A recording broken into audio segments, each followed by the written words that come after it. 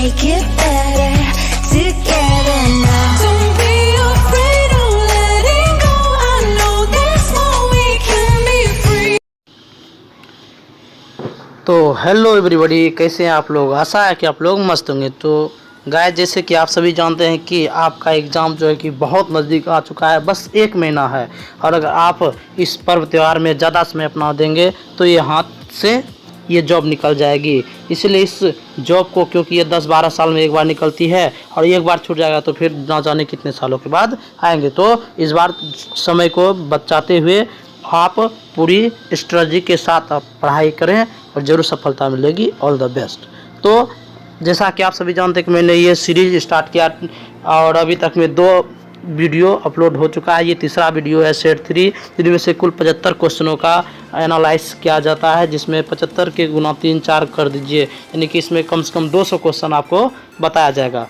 Minimum आपका 200 question तो इसमें बताया जाएगी। तो ये भी एक माध्यम है, इसको आप स्टेप, बस ज़्यादा समय नहीं, आधा घंटा आप टाइम दीजिए और 200 क्वेश्चन का रिवीजन कर लेंगे। तो शुरू करते हैं। पहला सवाल आपके पास है, सवाल नंबर 1, कबीर किसके शिष्य थे। कबीर किसके शिष्य थे। तो सर, कबीर किसके शिष्य थे, तो आंसर हो जाएगा रामानंद के। किसके थे, रामानंद, यानी कि ऑप्शन नंबर बी। रामानंद ने उत्तर भारत में, ये जो रामानंद थे, ये भारत है ना, ये उत्तर भारत में, ये देख रहे हैं ना, ये उत्तर भारत में राम नाम को लोकप्रिय बनाया था। और इसी तरह से इसके बारे में बहुत चीज़ है, लेकिन ज़्यादा नहीं। और इसमें से एक कबीर जो है, कबीर के बारे में कई का जगह बातें आता है कि कबीर का जन्म जो है ना यूपी में हुआ था। कहाँ हुआ था, यूपी में। और इसका स्मारक जो है ना, ये यानी कि कहाँ पे कबीर को रखा गया है, तो यूपी में है मगहर। कहाँ पे, मगहर। ये क्वेश्चन बार बार पूछता है। चलते हैं नेक्स्ट सवाल की ओर। सवाल नंबर 2, जनगणना 2011 के अनुसार बिहार में लिंगानुपात कितना है। बिहार में लिंगानुपात कितना है, तो आपको बताना है। तो इसका सही आंसर होगा 918। क्या होगा, 918। बिहार में जनगणना जो हुआ था 2011 में, लिंगानुपात की बात बोली तो 918 था। बिहार में शिशु, अब अगर कोई यही पूछ देगा शिशु, बिहार में शिशु लिंगानुपात, तो कितना हो जाएगा, 935। कुछ भी आ सकता है बिहार में, क्योंकि बिहार से संबंधित है BSC, तो बिहार के बारे में थोड़ा ज़्यादा। तो 935 है, ये क्या, बच्चों का लिंगानुपात है ना, शिशु लिंगानुपात। बिहार में सर्वाधिक लिंगानुपात जो अगर बात करेंगे किस जिला में है, ये इम्पोर्टेंट है, जिला है ना। बिहार में किस जिला में सर्वाधिक लिंगानुपात है, तो ये हो जाएगा गोपालगंज। कौन सा हो जाएगा, गोपालगंज। इसमें कितना है, इसमें 1021 है ना, 1021 लिंगानुपात। लिंगानुपात का मतलब क्या है, तो लिंगानुपात का मतलब हो गया कि 1000 अगर पुरुष है तो उसमें कितनी महिलाएं हैं। जैसे अभी गोपालगंज के बारे में बोले, गोपालगंज में 1000 अगर पुरुष है तो वहाँ पे महिलाएं कितनी हैं, 1021 है ना। चलिए नेक्स्ट सवाल की ओर चलते हैं। और इसमें एक और है कि सबसे कम लिंगानुपात जो बोलेंगे मुंगेर में। क्या बोलेंगे, मुंगेर में। कहाँ, मुंगेर में कितना है, 876। 876। चलते सवाल अगला, वन उत्पादन एवं कृषि किस सेक्टर में आता है। तो किस सेक्टर में आता है, तो ये तो सभी जानते हैं, प्राथमिक सेक्टर में। प्राथमिक सेक्टर में क्या क्या एक्चुअली आता है, तो इसमें कृषि हो गया, कृषि, पशुपालन, वन, मत्स्य पालन एवं खान है, कोयला का खान, ये वगैरह वगैरह जो है, ये सब है। चलते हैं सवाल नंबर 4। सवाल नंबर 4 है, कमला की सहायक नदियां हैं। कमला की सहायक नदियां कौन सी है, तो इसका सहायक नदियां जो है उपयुक्त में से सभी, सोन, यहाँ सोनी लिख दिया है ना, तो सोनी नदी ही है, सोन नहीं समझिएगा, ढोरी, बलान, सोनी, ढोरी और बलान। और ये जो कमला नदी है ना, कमला नदी, तो देखिए गंडक नदी का उद्गम स्थल नेपाल में है। गंडक का उद्गम स्थल कहाँ है, नेपाल में है। और गंडक नदी पटना के समीप गंगा में मिलता है, पटना के समीप गंगा में मिल जाता है ना। चलिए नेक्स्ट सवाल की ओर चलते हैं। निम्न में से कौन सा एक सूखाग्रस्त क्षेत्र है? सूखाग्रस्त क्षेत्र कौन सा है? तो ये हो जाएगा रॉयल सीमा। क्या? रॉयल सीमा। रॉयल सीमा क्षेत्र आंध्र प्रदेश में है। कहाँ ये सवाल बहुत अच्छा है। ये आंध्र प्रदेश के दक्षिणी क्षेत्र में है। भारतीय मौसम विभाग के अनुसार जहाँ 50 सीएम, मतलब भारतीय मौसम विभाग जो है वो कहता है क्या, 50 सीएम से भी कम जहाँ वर्षा होती है उसे कहते हैं सूखा क्षेत्र। सूखा क्षेत्र है ना, यानी कि कम वर्षा जहाँ होगा 50 सेंटीमीटर से भी कम उसे कहते हैं। भारत में सबसे कम वर्षा बताना, ये क्वेश्चन है कि भारत में सबसे कम वर्षा वाला क्षेत्र, भारत के बारे में बोले सबसे कम वर्षा वाला क्षेत्र का नाम, तो वो होगा लेह। क्या होगा? लेह। यहाँ बहुत कम वर्षा होती है। बिहार में अगर बोला जाए, बार बार बोल रहे हैं बिहार से रिलेटेड है तो हम उसी से चर्चा करेंगे। बिहार का सर्वाधिक वर्षा वाला जिला जो है किशनगंज है। कहाँ है? किशनगंज। सर्वाधिक वर्षा यहाँ पे होती है ना, वर्षा सर्वाधिक होती है। और कम वर्षा की बात बोलेंगे, कम वर्षा तो औरंगाबाद। कौन सा? औरंगाबाद। कम वर्षा सबसे ज़्यादा कहाँ हो गया? सबसे ज़्यादा किशनगंज। हाँ, किशन अररिया के बगल में, पूर्णिया अररिया के बगल में, और औरंगाबाद है ना, औरंगाबाद सबसे कम वर्षा होती है। और ये भी एक क्वेश्चन आता है, बिहार में सबसे अधिक गर्म क्षेत्र कौन सा है? तो गया। कौन सा? गया। गया सबसे गर्म क्षेत्र है। चलते हैं नेक्स्ट सवाल की ओर। आर्थिक उदारीकरण का जनक किसे कहते हैं? आर्थिक उदारीकरण का जनक किसे कहते हैं? तो ये है डॉक्टर मनमोहन सिंह। 1991 में ये जब वित्त मंत्री के पद पे था, उसी समय ये एक से क्या कहता है कि 24 जुलाई 1991 को, बोले थे 91 को, वित्त मंत्री जब थे तो उन्होंने आर्थिक सुधार की घोषणा की थी, जिसमें अनेक प्रकार के कानून बनाए थे और इस कानून के चलते बहुत ज़्यादा प्रोग्रेस भी हुआ है ना। तो आर्थिक उदारीकरण मनमोहन सिंह का ही देन है, जो कि एक देश दूसरे देश के साथ आसानी से क्या कहता है व्यापार वगैरह कर लेते हैं। चलते हैं सवाल नंबर 7। सवाल नंबर 7 कहता है कि भारत और पाकिस्तान का विभाजन किस योजना के अंतर्गत हुआ? भारत और पाकिस्तान का जो बंटवारा हुआ, ये बंटवारा का बात है, तो ये कौन सा योजना के तहत हुआ? तो ये योजना है माउंटबेटन योजना। कौन सा योजना? माउंटबेटन योजना। माउंटबेटन योजना, ये जो माउंटबेटन के ऊपर, ये लॉर्ड, क्या नाम था उसका? Lord Mountbatten. माउंटबेटन भारत का अंतिम वायसराय, स्वतंत्र भारत के प्रथम गवर्नर। जब भारत आज़ाद हुआ तो प्रथम गवर्नर था, फर्स्ट गवर्नर, और अंतिम वायसराय था। और इसी में क्रिप्स मिशन के थोड़ा बारे में बता दें। जो क्रिप्स मिशन है 1942 में आया था भारत, 1942 में, है ना। और बेबेल योजना जो होता है, ये बेबेल योजना क्या है? ये बेबेल योजना शिमला सम्मेलन से संबंधित है ना, 1945 का घटना है। शिमला सम्मेलन, एक है शिमला समझौता, एक है शिमला सम्मेलन। तो बेबेल है शिमला सम्मेलन में, शिमला सम्मेलन में। ओके, चलते हैं नेक्स्ट सवाल की ओर। सवाल है, अफीम पौधे के किस भाग से बनाई जाती है? तो ये किससे? फूल से। किससे बनाई जाती है? फूल। वो जैसे कोई भी पुष्प का पौधा है, उससे फूल होता है ना, फूल को सुखा के ही क्या बनाया जाता है? अफीम। नेक्स्ट सवाल है, भूकंप होने से क्या होता है? भूकंप होने से क्या होता है? तो भूकंप होने से दरार आती है। भूकंप होने से दरार आती है ना। भूकंप प्लेट विवर्तनी के द्वारा आता है, यानी कि जब दो प्लेट आपस में टकराते हैं, है ना, ये दो प्लेट आपस में जब टकराते हैं ये दोनों, तो इसमें क्या होता है? भूकंप होता है ना। और बता दें कि भारत में नहीं, नेपाल में भारी भूकंप बहुत ज़्यादा आया था 2015 को, जिसमें भारत ने उसे आर्थिक सहायता बहुत ज़्यादा किया था नेपाल को। उसमें जो उसका तीव्रता था 7.9 था, है ना। और ये जो भूकंप नापने की यंत्र है उसको क्या कहते हैं? सिस्मोग्राफ। क्या कहते हैं? सिस्मोग्राफ। नेक्स्ट सवाल की ओर चलते हैं। सवाल नंबर 10, कौन सा राज्य पर्यटन को बढ़ावा देने के लिए नदी परिभ्रमण जल विहार योजना शुरू करने जा रही है? तो कौन जा रही है? उड़ीसा। कौन जा रही है? उड़ीसा। कौन जा रही है? उड़ीसा। नेक्स्ट सवाल पर चलते हैं।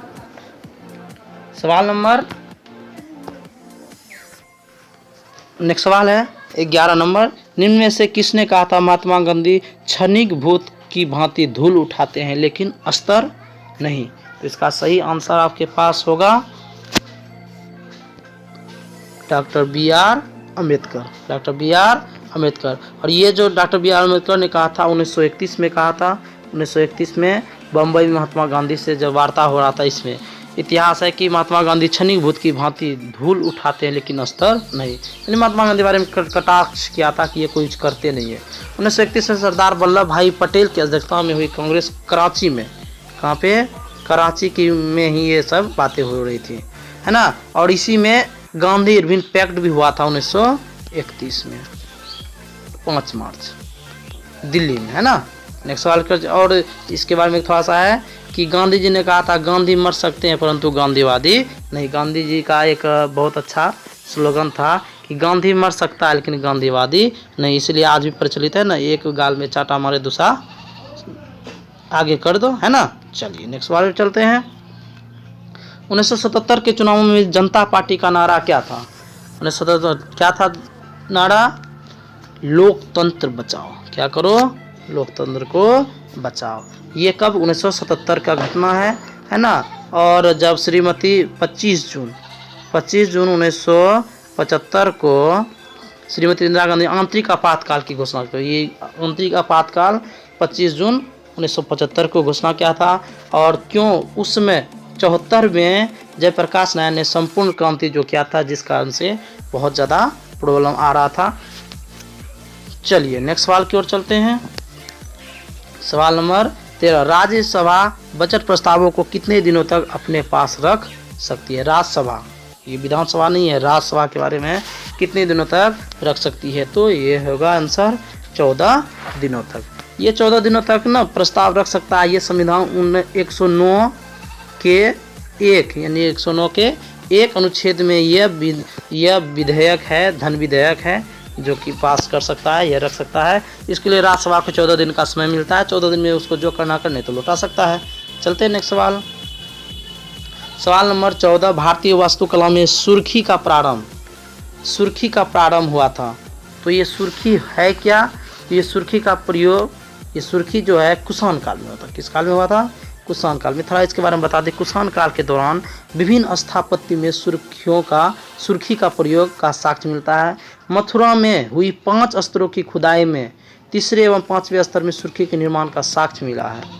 3रे स्तर का समय 2 ईसा पूर्व से 1वीं शताब्दी के अंत तक था। और मतलब देखिए टोटल बात हम बता दें, कुषाण काल में सुर्खी एक प्रकार का ना घर जैसा होता था, घर टाइप का होता था। चलिए सवाल नंबर 15, निम्नलिखित में से कौन सा एक स्वरोजगार कार्यक्रम है? इनमें से बताना है स्वरोजगार कार्यक्रम। तो स्वर्ण जयंती ग्राम स्वरोजगार योजना, स्वर्ण जयंती ग्राम स्वराज योजना।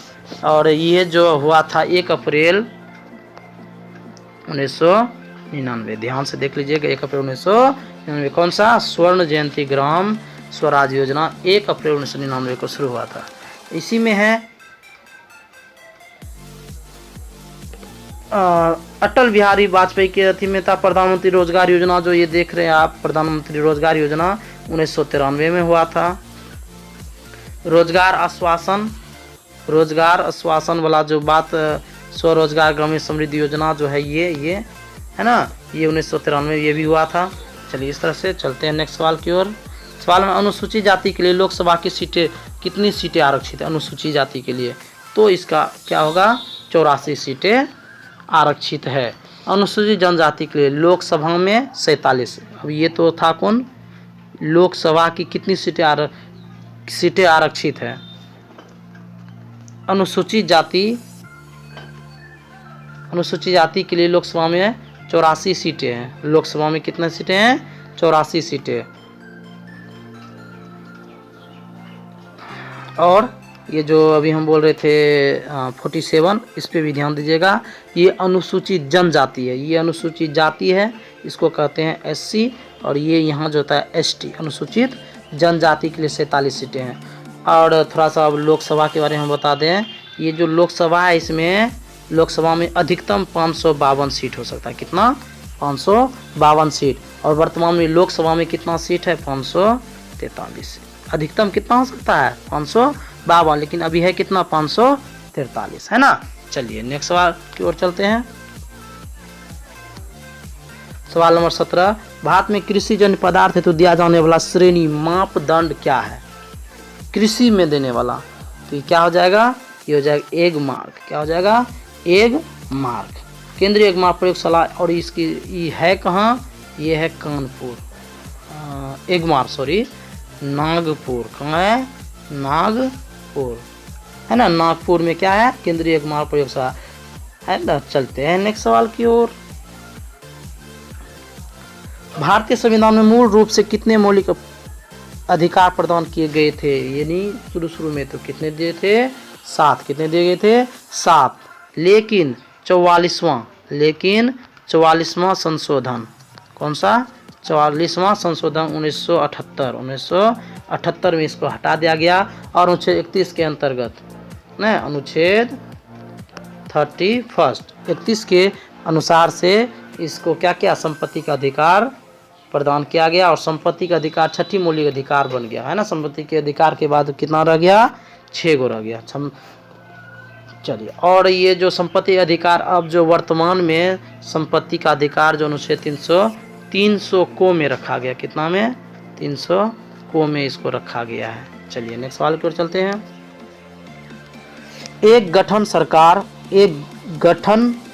गठबंधन सरकार से अभिप्राय क्या है? तो क्या है? तो ये संसद द्वारा निर्वाचित सरकार से संबंधित है। केंद्र में 2 दलों का समूह है, जैसे यूपीए, एनडीए, ये सब आप जानते हैं। जब अभी हमारे बिहार में देख रहे हैं, कभी एनडीए आरजेडी मिलता है, आरजेडी एनडीए मिलता है, ये दोनों में आपस में होता है, कभी बीजेपी मिलता है, यही सब है। चलते सवाल 20 नंबर। सूचना का अधिकार एक कानून है जो लोगों को अनुमति प्रदान करता है। सूचना का अधिकार एक कानून है जो लोगों को अनुमति प्रदान करता है। तो क्या हो जाएगा इसका आंसर? इसका सरकार क्या कर रही है? अनुमति प्रदान करता है, सरकार क्या कर रही है? नहीं, सूचना हम लोग सूचना अधिकार क्या है? हम लोग सवाल डायरेक्ट कर सकते हैं, आपका एक अधिकार ये आप क्यों नहीं किए, है ना। चलते हैं नेक्स्ट सवाल और। चलिए सवाल नंबर 21 की ओर चर्चा करते हैं। सवाल नंबर 21, किस चोल राजा ने जल सेना प्रारंभ की थी? तो कौन था चोल सेना? कौन था चोल राजा? राजराज प्रथम। ये जो राजराज प्रथम है, सर्वप्रथम जल सेना, है ना, नेवी, इसकी स्थापना किया। तो ये भी कब की घटना? 985 से लेके 1014 के बीच, है ना। इतना दिनों तक बीच में ही इन्होंने क्या किया? जल सेना का गठन किया। और ये खास करके श्रीलंका की राजधानी अनुराधापुर को नष्ट कर दिया गया। उत्तरी श्रीलंका की राजधानी उसमें था अनुराधापुर, इसको नष्ट कर दिया किसने? राजराज प्रथम ने, नौसेना के माध्यम से। चलिए सवाल नंबर है कि एन वीरेंद्र सिंह किस राज्य के मुख्यमंत्री बने हैं? एन वीरेंद्र सिंह तो किस राज्य के मुख्यमंत्री बने हैं? तो ये हो जाएगा आपका मणिपुर। चलिए नेक्स्ट सवाल है, भारत में प्रथम न्यूक्लियर ऊर्जा स्टेशन की स्थापना कहाँ हुआ? भारत में प्रथम न्यूक्लियर ऊर्जा स्टेशन की स्थापना कहाँ हुआ था? तो ये हो जाएगा आपका तारापुर। कहाँ हो जाएगा? तारापुर। ये तारापुर 1956 भारत का प्रथम न्यूक्लियर जो था 1956 में स्थापना हुआ था, है ना, अप्सरा के नाम से। अप्सरा यह अनुसंधान रिएक्टर था। यह कौन सा रिएक्टर था? अनुसंधान रिएक्टर। 1972 में तारापुर में परमाणु ऊर्जा उत्पादन प्रारंभ हुआ। और शुरू कब हुआ? 1972 में। ये जो परमाणु ऊर्जा होता है इसका उत्पादन कब? 1972 से शुरू हो गया। चलिए नेक्स्ट बार चलते हैं। सवाल नंबर 24, बिहार में विद्युत ऊर्जा का मुख्य स्रोत क्या है? बिहार में विद्युत ऊर्जा का मुख्य स्रोत क्या है? तो ये हो जाएगा आपका ताप विद्युत। क्या हो जाएगा? ताप विद्युत। और अपने बिहार में इसका योगदान 67%। ताप विद्युत का योगदान कितना है? 67% है। अब बिहार में ऊर्जा क्षेत्र में 3 प्रमुख अभिकरण कार्यशील है: बिहार राज्य विद्युत परिवहन, बिहार राज्य जल विद्युत निगम तथा बिहार नवीकरणीय ऊर्जा विकास। 3 है। बिहार राज्य विद्युत बोर्ड, एक सवाल है, बिहार राज्य विद्युत बोर्ड, बिहार राज्य विद्युत बोर्ड की स्थापना 1958 में अपने बिहार में हुआ था। और बिहार राज्य विद्युत बोर्ड के अंतर्गत 2012 तक 5 कंपनियां बांट दिया। 2012 आते आते इसको कितना कंपनी में बांट दिया? 5 कंपनी में। चलते हैं नेक्स्ट सवाल की ओर। 25 नंबर सवाल है, बिहार बंगाल से अलग कब हुआ? बिहार बंगाल से अलग कब हुआ? तो ये इसका सही आंसर हो जाएगा आपका 1912। 1912 कैसे? तो जॉर्ज पंचम के सम्मान में दिल्ली दरबार का आयोजन किया गया था ना, जॉर्ज पंचम के अनुसार से। तो उसी में यह बात रखा गया कि बिहार एक अलग होना चाहिए, जो कि 22 मार्च 1912 के रूप में इसे अलग कर दिया गया। और देखिए तो बिहार से फिर अलग हो गया उड़ीसा। उड़ीसा तो ये कब हुआ? ये 1936 में हो गया। जब ये पूरी घटना घट गया तब जाके वंस अगेन क्या हुआ? बिहार फिर बढ़ गया 2000 में। 2000 में कौन बढ़ गया? तो ये झारखंड। कौन बढ़ गया? झारखंड, है ना। चलिए नेक्स्ट सवाल।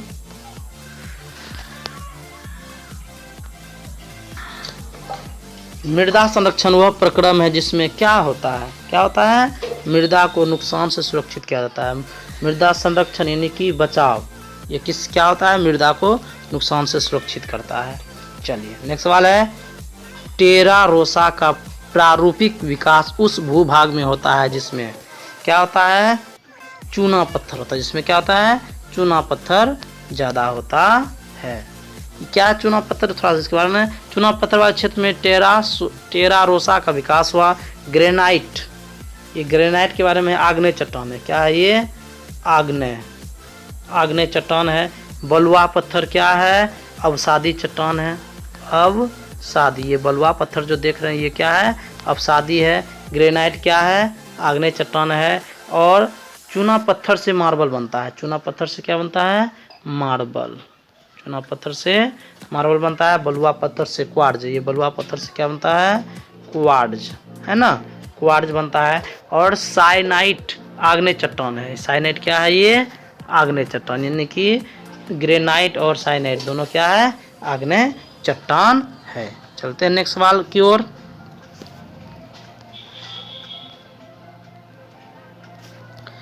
सवाल नंबर, अवसादी सेलों के लिए निम्न में से कौन सा कथन सत्य है? तो कौन सा कथन सत्य है? ये सेलो स्तरों में निक्षेपित है। ये सेलो स्तरों में क्या है?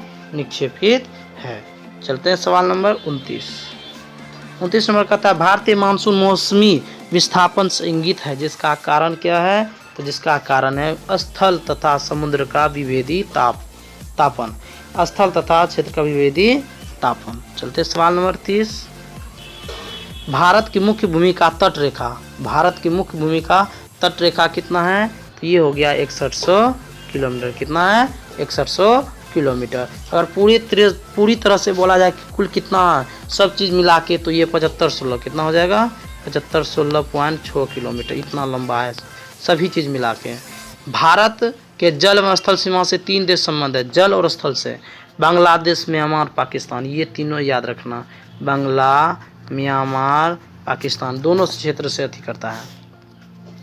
नेक्स्ट वाले इसी में है कि अगर इसके बारे में बता दें कि भारत केवल स्थल सीमा से 4 देश है, चीन, नेपाल, भूटान, अफगानिस्तान। स्थल से है, स्थल से जो है, और जो पानी के साथ उसका भी सजाव करता है।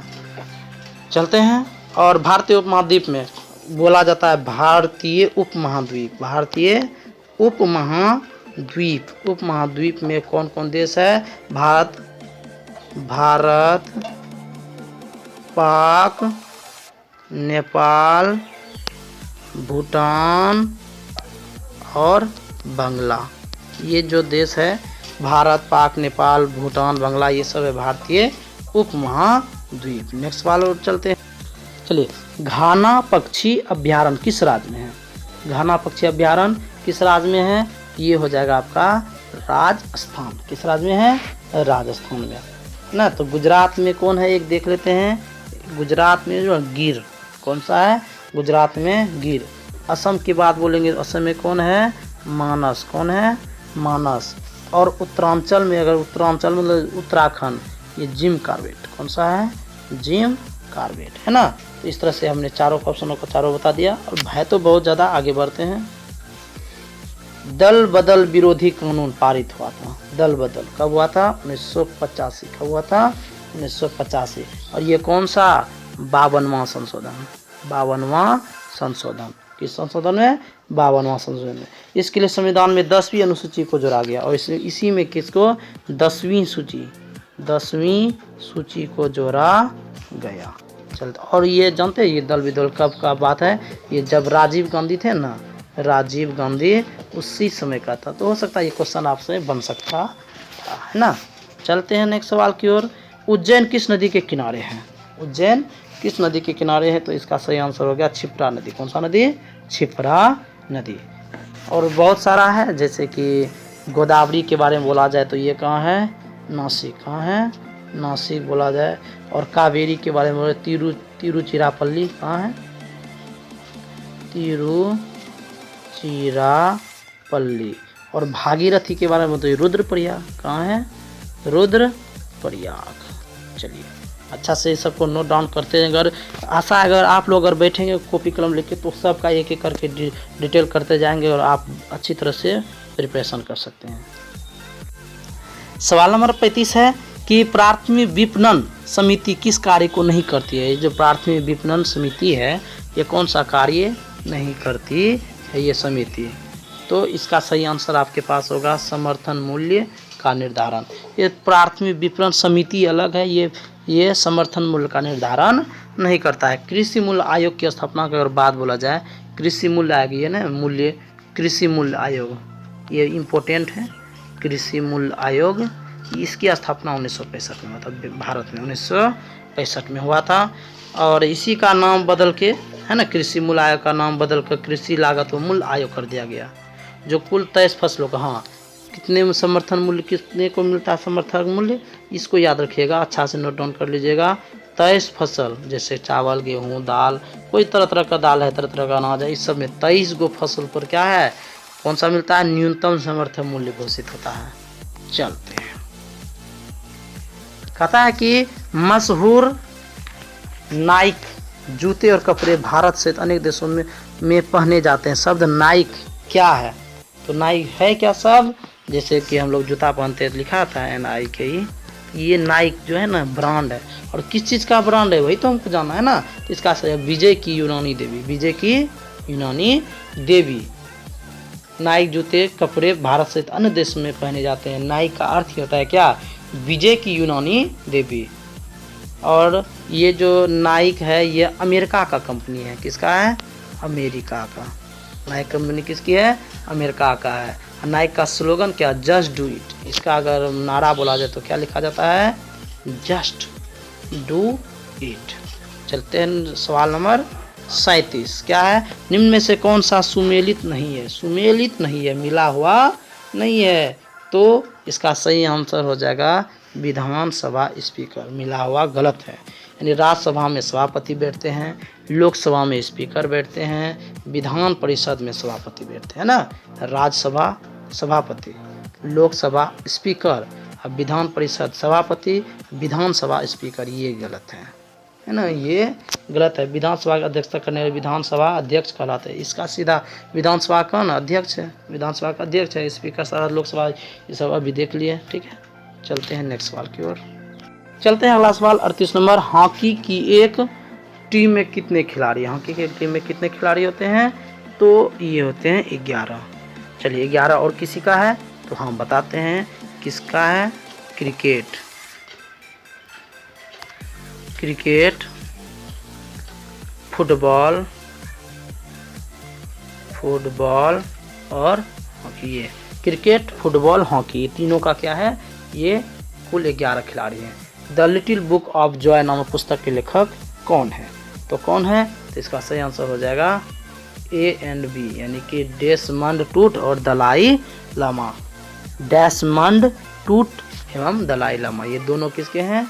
The little book of joy, the little book of joy, Desmond Tutu और दलाई लामा। नेक्स्ट सवाल है कि भारतीय कृषि अनुसंधान संस्था कहाँ है? भारतीय कृषि अनुसंधान संस्था कहाँ है? नई दिल्ली। कहाँ है? नई दिल्ली। इस तरह से टोटल 40 क्वेश्चन अभी हुए हैं। चलते हैं नेक्स्ट सवाल की ओर। सवाल नंबर 41 कहता है कि हिरोशिमा पर पहला परमाणु बम कब गिराया गया? तो हिरोशिमा, इसकी चर्चा पिछले वीडियो में कर चुके हैं, फिर भी हिरोशिमा का बात करें हीरो और नागा, हीरो और नागा, नागा से पता चलता है नागानो, और हीरो 6, तो हिरोशिमा पर 6 अगस्त को बम गिरा गया था, 6 अगस्त 1945 को। और जैसा कि बता दिए कि हिरोशिमा पर पहला जो बम गिरा था वो लिटिल था, लिटिल मैन, उसको क्या कहते हैं, लिटिल मैन, और जो बाद में गिरा उसको क्या कहते हैं, फैट मैन। इस तरह से नागासाकी हिरोशिमा दोनों का बहुत बुरी तरह से हार हुई थी। और ये सारा हमले का मतलब जो जिम्मेवार था जापान के राजा हिरोहितो थे। कौन थे? हिरोहितो। इसी के कारण ये, अगर इसको पहले ही बोल दिया था, अगर ये आत्मसमर्पण कर देता तो आज ये नहीं आता। और हिरोशिमा जापान के कहाँ पे? हिरोशिमा जो है जापान के होन्शु द्वीप पे। कहाँ पे है? होन्शु द्वीप में है। जबकि नागासाकी क्यूशु, नागा कहाँ पे है? क्यूशु, और हिरोशिमा होन्शु। चलते हैं सवाल नंबर 42। संसद के चुनाव के लिए मतदाता की उम्र न्यूनतम आयु कितनी है? संसद के चुनाव के लिए तो इसका उम्र कितना होना चाहिए? संसद बनने के लिए 18 साल काफ़ी है। अगर 18 साल भी है तो ये संसद का चुनाव लड़ सकता है। मूल संविधान में अगर बोला जाए तो चुनाव में मतदान की आयु कितना गया? न्यूनतम 21 वर्ष निर्धारित किया गया था पहले शुरू में। पहले कितना गया था? 21 वर्ष। पहले कितना गया था? 21 वर्ष पहले की बात है। लेकिन 1961वां संशोधन में, इसको 1989 में हुआ था, उसमें कितना कर दिया? 18। कितना कर दिया था? 18। लेकिन यहाँ सवाल ये कि संसद चुनाव के लिए मतदाता का न्यूनतम आयु कितना है? 18 होना चाहिए। जैसे कि आप जो सांसद को वोट डालेंगे तो 18 वर्ष होना चाहिए। और पहले कितना था? 61वां संशोधन के अनुसार से 1989 में 18 हो गया, लेकिन पहले कितना था? 21 था। चलते हैं सवाल नंबर 43। सवाल नंबर है कि 1857 के विद्रोह के दौरान भारत का गवर्नर जनरल कौन था? तो उसमें कौन था? तो ये हो जाएगा उसका लॉर्ड कैनिंग। कौन हो जाएगा? लॉर्ड कैनिंग थे। तो इसके बारे में तो लॉर्ड कैनिंग का जो समय था, ये इसको अच्छी तरह से याद रखना। 1856 से 62 किसकी? लॉर्ड कैनिंग की। डलहौजी आया था 1848 से 56। लॉर्ड मेयो की बात करें तो 1869 से 72, और लॉर्ड रिपन की बात करें तो 1880 से 84। इसको अच्छी तरह से आप लोग नोट डाउन कर लीजिएगा, क्योंकि ये बहुत 1880 था ये, है ना। इस तरह से ये चारों गवर्नर के बारे में हमने थोड़ा बहुत जानकारी दे दिया। उसका शासन ये अक्सर पूछा करता है। 44 में बुद्ध किस वंश से संबंधित था? तो ये शाक्य से। किससे थे? शाक्य से। चलिए इससे ज़्यादा नेक्स्ट सवाल की ओर चर्चा करते हैं। 45 नंबर, प्रधानमंत्री नरेंद्र मोदी ने किस तिथि को प्रतिवर्ष वीर बाल दिवस मनाने की घोषणा किया है? ये इसका सही आंसर होगा 26 दिसंबर। कब? 26 दिसंबर। भारत वन स्थिति रिपोर्ट ISFR 2021 के अनुसार देश का कुल वन और वृक्ष आवरण क्षेत्र कितना प्रतिशत है? तो कितना अभी है? ये 24.62%। 24.62%। सवाल नंबर 47, कौन सा राज्य केंद्र शासित प्रदेश जहां लगातार 2 महिला मुख्यमंत्री बनी है? लगातार, तो ये हो जाएगा दिल्ली। और दिल्ली में जो थे क्या कहता है, सुषमा स्वराज और शीला दीक्षित। हाँ, कौन कौन? सुषमा स्वराज। पहले कौन लगातार? पहले सुषमा स्वराज, उसके बाद तुरंत कौन बन गई? शीला दीक्षित। चलिए नेक्स्ट सवाल की ओर चलते हैं। सवाल नंबर 48, अंतरिक्ष की यात्रा करने वाले भारत के पहले स्पेस टूरिस्ट कौन थे? तो ये हो जाएगा आपका ऑप्शन नंबर 20, संतोष जॉर्ज कुलांगड़ा। संतोष जॉर्ज कुलांगड़ा अंतरिक्ष की यात्रा करने वाला भारत का पहला स्पेस टूरिस्ट। स्पेस में टूरिस्ट के रूप में गया था घूमने फिरने के लिए, अपना पैसा लगा के, है ना। 51 नंबर की ओर चर्चा करते हैं। बृहस्पति ट्रोजर क्षुद्र ग्रहों का पता लगाने के लिए नासा द्वारा किस मिशन को लॉन्च करने की घोषणा किया है? बृहस्पति ट्रोजन क्षुद्र ग्रहों का पता लगाने के लिए नासा द्वारा किस मिशन को लॉन्च करने की घोषणा किया है? तो किसका किया है? Mission asteroid.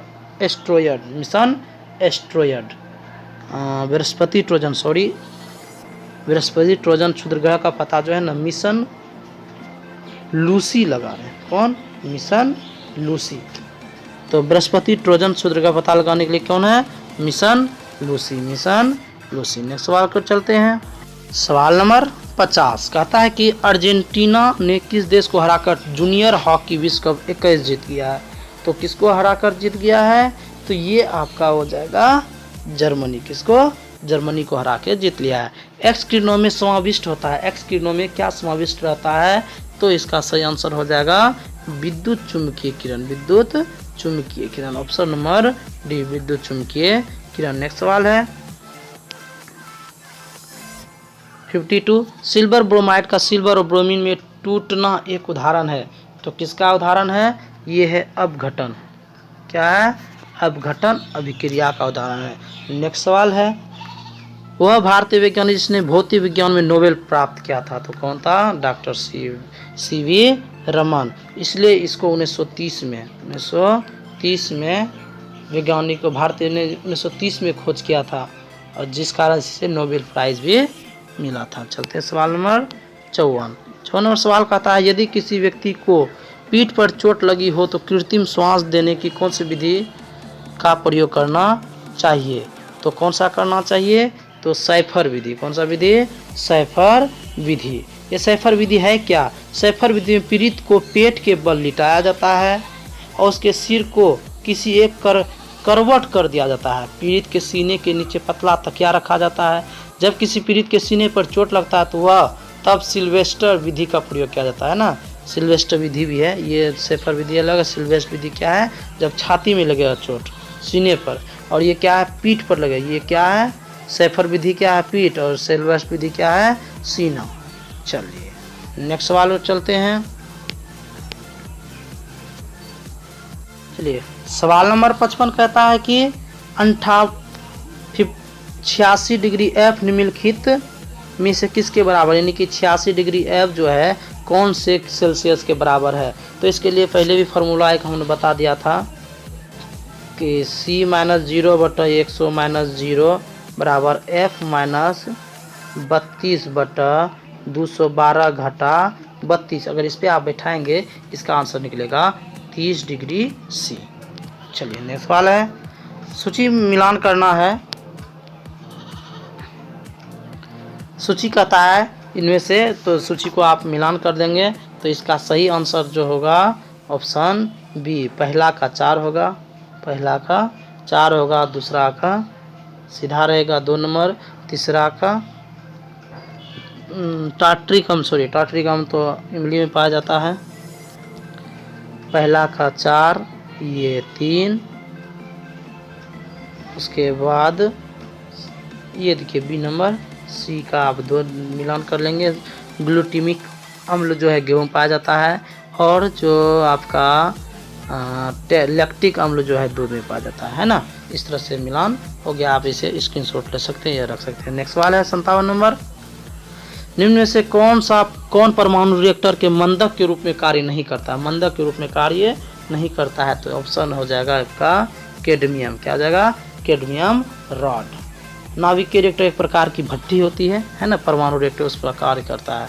सवाल नंबर 58, कौन सी रक्त कोशिका अमीबा में समानता रखती है? तो ये हो जाएगा आपका WBC। और इसका जानते हैं जीवन का होता है 2 से 4 दिन। और RBC का होता है, RBC का 120 दिन होता है ना, 120 दिन तक होता है। और WBC जो होता है ना, ये WBC जो होता है ये इसका कोई मतलब क्या कहता है इसको, कोई आकार का नहीं होता है, ये हमेशा बदलते रहता है।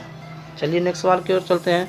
और WBC को ल्यूकोसाइट्स कहते हैं ना, ल्यूकोसाइट्स क्या कहते हैं? ल्यूकोसाइट्स। चलो सवाल नंबर, मेन का पूरा नाम क्या है? MAN का पूरा, ऐसा नहीं कि आदमी समझ लीजिएगा। मेन का पूरा नाम क्या है? तो है metropolitan area network. Metropolitan area network है ना, ये आपका आंसर हो जाएगा मेन का। और ये आखिर जो एरिया नेटवर्क है इसका मतलब बता रहा है कि ये कितना 75 किलोमीटर दूरी तक जा सकता है। कितना? 75 किलोमीटर दूरी तक जाता है, और बहुत पावर में। इसी में एक लेन होता है, एक वेन होता है, ये सब। यह लेन से बड़ा तथा वेन से छोटा होता है। ये जो मेन होता है लेन से बड़ा एलियन लेन से बड़ा और वेन से छोटा, है ना। यानी कि पहले क्या होता है, मेन, है ना, लेन से बड़ा होता है, लेन से बड़ा और वेन से छोटा। यानी कि सबसे छोटा हो गया कौन, लेन, उसके ऊपर कौन आ गया,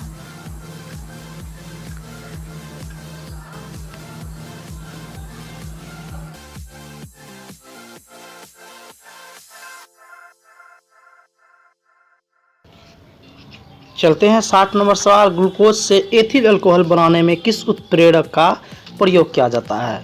तो कौन सा उत्प्रेरक है, ये आपका जाइमेज, जाइमेज। ग्लूकोज से एथिल अल्कोहल बनाने में जाइमेज उत्प्रेरक का प्रयोग किया जाता है। इसमें एक आता है ट्रिप्सिन। ट्रिप्सिन के बारे में देखते हैं क्या है।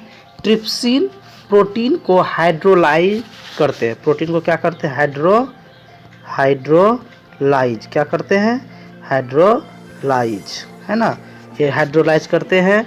ट्रिप्सिन छोटी आंत में बनता है, और इसके बारे में जान लीजिए, ये कहाँ बनता है, छोटी आंत। ट्रिप्सिन कहाँ बनता है, छोटी आंत में बनता है। चलिए नेक्स्ट सवाल चलते हैं। सवाल नंबर 61। क्रायोलाइट किस धातु का अयस्क है?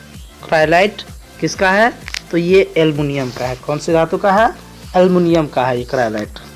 एल्युमिनियम के प्रमुख अयस्क के बारे में अगर बोला जाए तो एक है बॉक्साइट, एक है एल्यूनाइट, एक है कोरंडम, और एक है काओली, है ना। इस तरह से इसके 4 हैं एल्युमिनियम के प्रमुख अयस्क। आर्सेनिक प्रदूषण, अगर ये जो आर्सेनिक के बारे में बोला जाए, ये जो आर्सेनिक है, क्या है आर्सेनिक, ऐसे इसका आंसर क्या हो गया, ये एल्युमिनियम, ऑप्शन नंबर डी। चलिए थोड़ा सा आर्सेनिक के बारे में पढ़ेंगे। आर्सेनिक प्रदूषित जल के उपयोग से चर्म रोग, इससे आर्सेनिक क्या होगा, चर्म रोग होता है, चर्म कैंसर होता है, यकृत का, फेफड़े का, गुर्दे का, रक्त विकार संबंधित रोग का के अलावा हाइपर केरोटिसिस, काला पांव, मायोकार्डियल और अरक्तता इत्यादि बहुत बड़े बड़े बीमारी इसमें ज़्यादा होते हैं सिर्फ आर्सेनिक की वजह से। और एंटीमनी के बारे में थोड़ा सा, एंटीमनी का अयस्क जो है स्टीवेनाइट है। एंटीमनी का कौन अयस्क है, स्टीवेनाइट। चलिए नेक्स्ट सवाल की ओर चलते हैं। सवाल नंबर 62। सन 1921 में अल्बर्ट आइंस्टाइन को नोबेल पुरस्कार निम्नलिखित किस कार्य के लिए प्राप्त हुआ? तो कौन से कार्य के लिए प्राप्त हुआ था, ये हुआ था आपका ऑप्शन नंबर सी, प्रकाश विद्युत प्रभाव की क्वांटम सिद्धांत से व्याख्या करने के लिए। नेक्स्ट सवाल है 63 नंबर सवाल। 63 नंबर सवाल कहता है कि यदि 2000 कूलाम आवेश को भी वोल्ट विभवांतर वाले दो बिंदुओं के बीच स्थानांतरित करने में क्या गया कार्य 90 जूल हो तो भी का मान ज्ञात करना है। तो एक भी का सूत्र होता है V बराबर W/Q, है ना। तो भी का मान जो आपका है, W का मान जो है ये 90 दिया है ना, 90, और इसका मान कितना दिया है 2000। तो इसको अगर कटाएंगे आप तो इसका सही आंसर हो जाएगा आपके पास 0.045 भी। चलिए इसका 0.0 है ना, V बराबर W/Q। नेक्स्ट सवाल की ओर चलते हैं। 64 नंबर सवाल है वांडर वाल्स के समीकरण में अल्फा की विमा क्या है? वांडर वाल के में अल्फा की विमा क्या है, ml5t-2, ml/5t-2, इसका यही विमा है। चलिए सवाल नंबर 65 नंबर सवाल कहता है समान विमा वाला युग्म है, इनमें से समान विमा वाला युग्म कौन सा है? तो इसका सही आंसर हो जाएगा कार्य बल आघूर्ण, कार्य और बल आघूर्ण। इसका विमा अगर बोला जाए तो क्या होता है ml²t-2, है ना, ml²t-2 होता है। इसलिए बल का भी होता है, बल आघूर्ण का भी और कार्य का भी। नेक्स्ट सवाल की ओर चलते हैं। सवाल नंबर 66। 66 सवाल करता है CH3OH किसका रासायनिक सूत्र है। CH3 किसका ये सूत्र है, तो मिथाइल अल्कोहल का। किसका है, मिथाइल अल्कोहल का ये सूत्र है। चलिए नेक्स्ट सवाल पर चलते हैं। अल्कोहल के बारे में सूत्र देख लीजिए। इसका सूत्र जो होता है C2H5OH। किसका है ये है अल्कोहल का C2H5OH। और प्रोपिल अल्कोहल के बारे में देख लेते हैं। प्रोपिल अल्कोहल के पहले इसके बारे में अच्छा देख लिया ना, C2H5OH। और प्रोपिल अल्कोहल के बारे में C3H8O। Propyl alcohol. ब्यूटिल के बारे में भी जो देख लीजिए C4H9OH। चलिए देख लिए चारों के बारे में। मिथाइल अल्कोहल का है ये है, अल्कोहल का C2H5OH होता है, प्रोपिल अल्कोहल का C3H8O होता है, और ब्यूटिल अल्कोहल का होता है C4H9OH। चलिए नेक्स्ट सवाल चलते हैं। 67 सवाल नंबर। प्रतिरोधी एंटीसेप्टिक उदाहरण है। किसके एंटीसेप्टिक उदाहरण है, तो ये हो जाएगा उपयुक्त सभी, Dettol, methylene blue, Jensen, बाइलेट।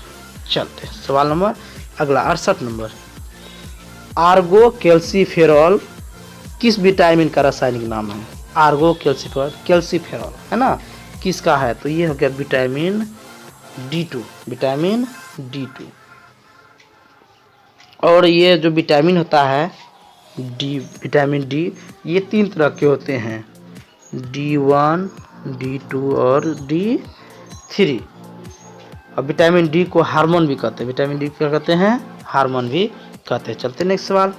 69 number का सवाल है कि हाइड्रोपोनिक्स है। क्या हाइड्रोपोनिक्स, यह है पौधों का मृदा विहीन संवर्धन। पौधों का मृदा विहीन संवर्धन है ना। तो अगर बोला जाए पारिस्थितिकी आधार पर पौधे को 5 वर्गों में बांटा गया है। पौधे कितना वर्गों में बांटा गया है, 5। तो कौन कौन है, एक नंबर है जलोदभिद, दूसरा नंबर आपका है समोदभिद, एक है मरुदभिद, और है मृदा में भौतिक शुष्कता वाले पौधे, शुष्कता पौधा वाला, और है क्रियात्मक शुष्क, एक है क्रियात्मक शुष्कता वाला, है ना। इस तरह से 5 है। चलते सवाल नंबर 70 नंबर सवाल कहता है द्रवित पेट्रोलियम एवं आइसोब्यूटेन का मिश्रण कहलाता है। द्रवित पेट्रोलियम एवं आइसोब्यूटेन का मिश्रण कहलाता है, क्या कहलाता है, तो ये हो जाएगा LPG, है ना। ब्यूटेन और द्रवित ब्यूटेन एवं आइसोब्यूटेन का मिश्रण LPG कहलाता है। LPG का मुख्य घटक तो आप जानबे कर रहे होंगे, है ना, ब्यूटेन और प्रोपेन। चलिए ठीक है। नेक्स्ट सवाल है सवाल नंबर 71। क्लोरामाइसिटिन का प्रयोग किस रोग के उपचार के लिए किया जाता है, तो ये किया जाता है टाइफाइड। किसके लिए, टाइफाइड। ये जो टाइफाइड रोग है क्या कहता है, क्लोरामाइसिटिन का प्रयोग से इसका उपचार कर सकते हैं, टाइफाइड ना। टाइफाइड जो है इसका जो हमको कैसे पता चलेगा कि इसको टाइफाइड है, तो विडाल टेस्ट होता है विडाल टेस्ट। और डायबिटीज़ के बारे में तो जानबे करते हैं, इंसुलिन की कमी से शरीर में इंसुलिन नहीं बनता है, तब होता है तपेदिक BCG सुई लिया जाता है। और हृदय रोग में अनेक प्रकार के रोग, इस तरह के उपाय किया जाता है। नेक्स्ट सवाल की ओर चलते हैं। 72 नंबर सवाल है एक अवतल लेंस के मुख्य अक्ष के समांतर स्थित वस्तु से निर्गत प्रकाश की किरण अपवर्तन के बाद लेंस के ऊपरी तरफ किस बिंदु की ओर झुकती हुई प्रतीत होती है ना। तो किस ओर झुकती प्रतीत होती है, मुख्य फोकस की ओर। किसकी ओर, मुख्य फोकस की ओर। अगर ऐसे देखा जाए तो ये क्या है, आपका लेंस है, अवतल लेंस। और इस पे इस तरह से अगर यहाँ फोकस किया जाए और आती हुई किरण है, इधर से भी ये आती है और ये भी आती है। जब यहाँ से टकराती है तो ये F पे आती है, इधर से भी F पे आती है ना, और धीरे धीरे क्या होता है, निकल जाती है।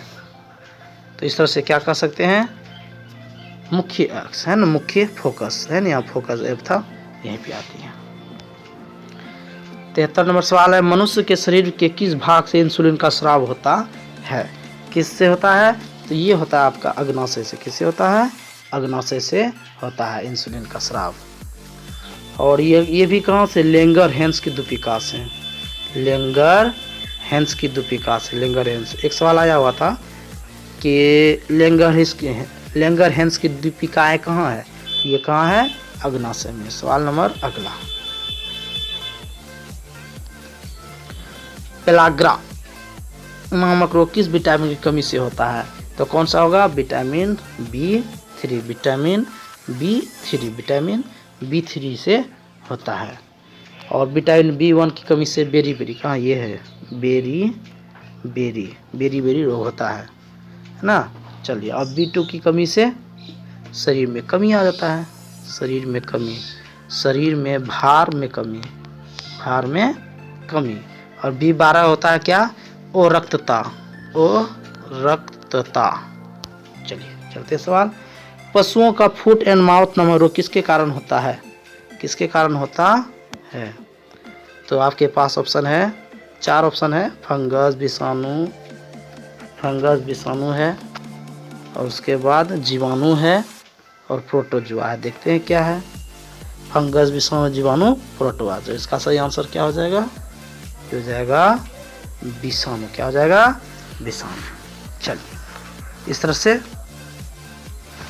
थोड़ा देख लेते हैं कि जो ये फंगस वगैरह, थोड़ा इसके बारे में हम जान लें। तो पशुओं का फुट एंड माउथ रोग जो होता है विषाणु के कारण होता है। विषाणु जो पादप रोग और रोगकारी, देखिए क्या क्या है। मोजेक रोग जो होता है तंबाकू में होता है। मोजेक किस में होता है? मोजेक रोग किस में होता है?